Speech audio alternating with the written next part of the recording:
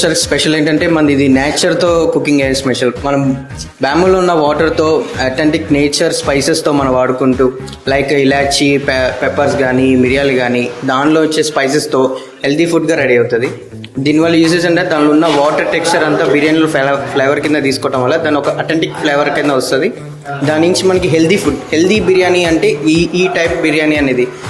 Sir special ఏంటంటే మనది ఇది నేచర్తో కుకింగ్ అయ్యే స్పెషల్. మనం బ్యాంబూలో ఉన్న వాటర్తో అథెంటిక్ నేచర్ స్పైసెస్తో మనం వాడుకుంటూ లైక్ ఇలాచీ పెప్పర్స్ కానీ మిరియాలు కానీ దానిలో వచ్చే స్పైసెస్తో హెల్తీ ఫుడ్గా రెడీ అవుతుంది.